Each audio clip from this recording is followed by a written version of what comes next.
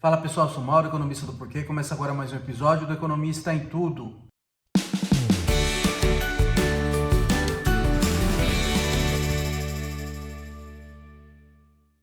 Para você que está chegando por aqui, eu te convido a se inscrever no nosso canal e a ligar o sino para receber as notificações. Toda semana de 3 a 4 vídeos novos. Também a dar uma olhada no nosso site www.porquê.com.br, que tem bastante conteúdo escrito lá. Eu vou falar da reunião do Copom que aconteceu na semana passada e aí teve essa decisão. Finalmente começou um processo de queda na Selic, que é a taxa de juros básica da economia. Bom, o que é o Copom? O Copom é o Comitê de Política Monetária do Banco Central, que se reúne mais ou menos a cada 45 dias para decidir os rumos da taxa de juros básica da economia, que é a Selic. E dessa vez o Copom se reuniu e definiu que, depois de muito tempo mantendo a taxa de juros em 13,75% ao ano, um nível considerado alto pelo próprio Banco Central para combater o surto inflacionário, o Banco Central inicia agora um processo de queda na taxa de juros, queda na Selic. Então foi uma queda relativamente grande, tinha dois cenários de expectativa, um que seria uma queda pequena de 0,25 ponto percentual ou uma queda maior de 0,50, e aí a balança acabou pendendo para queda maior, de 0,50 ponto percentual, então agora ela cai para 13,25% ao ano, e aí o Banco Central está prometendo, vai fazendo as coisas de modo a conduzir bem as expectativas, sem muito solavanco, prometendo uma queda de igual magnitude à próxima reunião. Então a Selic, ela vem sendo um objeto de embate entre o executivo e acho que a pessoa mais vocal em relação a isso é o presidente Lula e o Banco Central. O executivo forçando ali, argumentando fortemente por uma queda, e o Banco Central ainda resistindo, mantendo a taxa de juros no nível alto. O que o Banco Central vinha dizendo até aqui? Que precisou subir a taxa de juros por causa que a inflação veio alta. A inflação veio alta nos últimos 2 anos e aí você teve 2 furos consecutivos da meta de inflação. Então o jeito que o Banco Central, uma das principais missões do Banco Central é manter a estabilidade de juros, a estabilidade de preços, e isso significa manter a inflação mais próximo possível da meta de inflação. E a hora que a gente olha para os últimos 2 anos, teve 2 furos consecutivos. A inflação veio muito alta, só que ela vem caindo fortemente. E hoje a inflação de 12 meses já está em 4% ao ano, e já coloca aí dentro do intervalo em que você tem que é consistente com o cumprimento da meta nesse ano.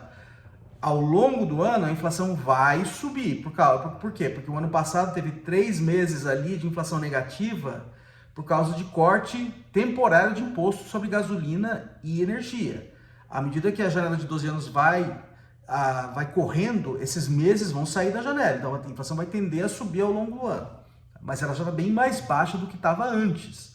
A inflação de 12 meses já chegou a 2 dígitos, já passou de 2 dígitos, já passou de 10%, e hoje ela está na casa de 4%. Então foi uma queda considerável. Outra coisa que caiu bastante foi a expectativa de inflação. Então, a expectativa de inflação é crucial para o sistema de metas.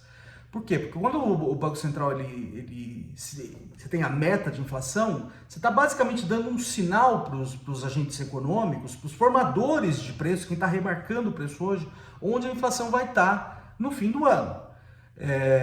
Então, assim, quem está remarcando o preço hoje, o preço ou o contrato vai ficar com o preço parado aí durante um certo tempo, não sabe quanto vai ser a inflação aí ao longo do tempo. Então, ele vai ter que fazer isso com base em expectativas. No sistema de metas de inflação, você sinaliza mais ou menos onde vai estar a inflação. Se esse sistema é crível, as pessoas remarcam os preços com base nessa meta, e isso ajuda a controlar a própria inflação. Então, o que aconteceu nos últimos anos? Com os sucessivos furos no sistema de metas, você criou ali um potencial problema de credibilidade para o próprio sistema, que as pessoas passam a olhar para esse número e falam assim, não está sinalizando muita coisa. Se você cria um problema de credibilidade para o sistema de metas, o sistema ele basicamente cai por terra. Então, o que o Banco Central vem tentando fazer, além de controlar a própria inflação, é reancorar as expectativas, trazer as expectativas de volta para próximo da meta. Onde elas estão hoje? Hoje, a expectativa para o fim desse ano, ela está perto de 5, tá? De 4,88. ainda está acima da meta de inflação. Então, qual que é a meta de inflação para esse ano? É 3,25% com 1,5%, com 1,5% de tolerância para cima e para baixo. Então, o teto do intervalo de tolerância é 4,75%. Então, a expectativa já vem caindo, ela está próxima do intervalo de tolerância, mas ainda está alta. Tá? Para os próximos anos, então para o ano que vem, o centro da meta é 3%. Tá? A expectativa de inflação está acima disso. Para o ano que vem, para o ano seguinte, também está acima. Então a gente está falando 2 anos antes e ainda assim as expectativas estão acima da meta. Então o que o Banco Central vinha tentando fazer, a forma que ele argumenta que ele vinha tentando fazer com essa política de manutenção da taxa de juros desse nível alto, é tentar trazer essas expectativas para baixo. Tá? Então, acho que quando a gente olha para o que aconteceu aí na reunião, a gente vê um padrão de votação bem claro ali. Tá? Então, a gente vê, por exemplo, metade dos membros do Copom votou para cair em 0,50, foi o que aconteceu. A outra metade tinha votado para uma queda mais conservadora, de 0,25.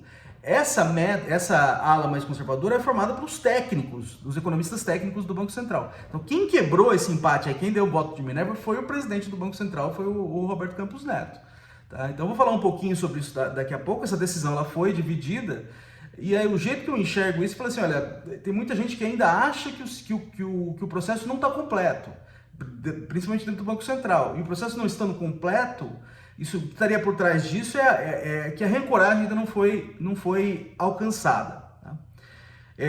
Bom, o que está por trás, que o Banco Central, no seu comunicado que ele soltou, ele disse que um dos motivos que está por trás da sua decisão, uma das coisas que eu já mencionei que aconteceu, a inflação já caiu bastante, as expectativas também caíram, ainda que elas estejam ainda um pouco mais altas, tá? Pode ser que elas caiam mais ainda ao longo do ano. Então está indo no sentido da meta, pelo menos, né? Então uma coisa importante que aconteceu que o Banco Central menciona foi a reunião que teve recentemente do Conselho Monetário Nacional, em que se consolidou a meta de inflação dos níveis no nível de 3% aí para os próximos anos. Tá? Então tinha um perigo manifestado pelo próprio presidente Lula, que seria mexer na meta de inflação, colocar uma meta de inflação no nível mais alto.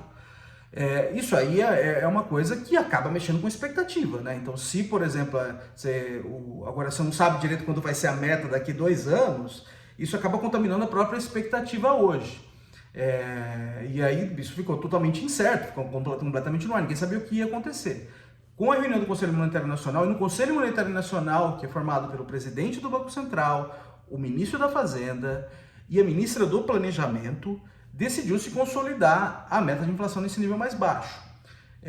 Então, basicamente, tudo que o presidente Lula estava fazendo não se concretizou. Então, se consolidou a meta nesse nível mais baixo, o que contribui para a ancoragem das expectativas. Então, esse foi um dos motivos mencionados ali para iniciar um processo de queda dessa forma. Tá? Outra coisa que não está mencionada lá, e a falta de menção, eu acho que sinaliza bastante, na verdade, né? A gente vai esperar um pouco, vai sair na ata do Copom, que vai sair agora amanhã, na terça-feira, a gente vai dar um pouco mais de detalhes, né? O comunicado do Copom não cita o lado fiscal. Então ficou aí anos e anos falando que, olha, o fiscal está com problema, desde lá do governo Bolsonaro, em que se começou a colocar aqueles furos no teto dos gastos, aquelas exceções, aquelas PECs todas, começou a sinalizar lá de trás, olha, o fiscal está cheio de problema agora, a perspectiva do fiscal para o futuro é muito ruim, tá? Isso contribui para que o risco do país continue alto, e portanto a taxa de juros que você tem que pagar para que os seus credores continuem te financiando continua sendo alta, isso dificulta a tarefa do Banco Central baixar a taxa de juros, tá? Ele vinha mencionando isso ao longo do tempo e dessa vez não mencionou. E, de fato, teve uma melhora na perspectiva fiscal recentemente. Tá? Tem o arcabouço fiscal andando bem no Congresso, tá? Que são as novas regras fiscais propostas pelo governo Lula. Além disso, tem a reforma tributária andando relativamente bem também. Tá? E, além disso, quando a gente olha para as notas de classificação de risco dadas pelas agências internacionais de classificação de risco, já vê melhoras sensíveis, ela sinalizando mesmo que o fiscal está melhorando, ainda que não seja, assim, não seja super bom, assim, não seja um título muito seguro, Mas aí está no sentido de melhora. Então, o fato do Banco Central não mencionar já é um sinal que está entendendo com as coisas melhorando. Mas vamos ver o que vai aparecer ali na ata. Tá?